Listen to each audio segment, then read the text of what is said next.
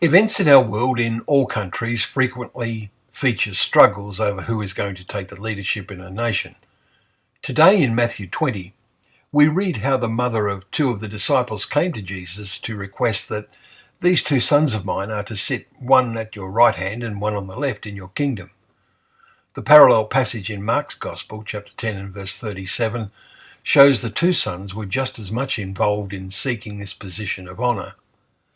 Our Matthew verses show that the rest of the disciples were indignant at these two brothers. In verse 24, they were James and John. The outcome of this is that Jesus spells out a vital principle to all disciples. He called them to him and said, "You know that the rulers of the Gentiles lord it over them, and their great ones exercise authority over them. It shall not be so among you. But whoever would be great among you must be your servant, and whoever would be first among you must be your slave, even as the Son of Man did not come to be served, but to serve, and to give his life as a ransom for many." Verses 25 to 28.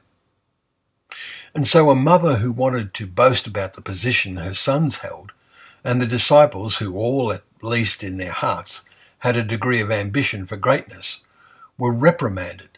Their way of thinking was immature. It is human nature to want to boast, but that is the opposite of what God desires to see in our minds.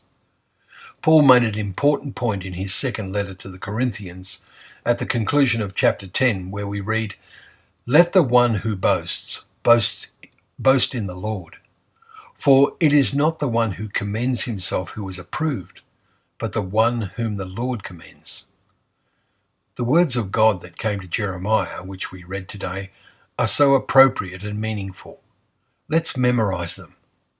"Thus saith the Lord, let not the wise man boast in his wisdom. Let not the mighty man boast in his might.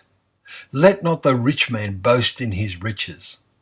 But let him who boasts boast in this, that he understands and knows me, that I am the Lord who practices steadfast love, justice and righteousness in the earth.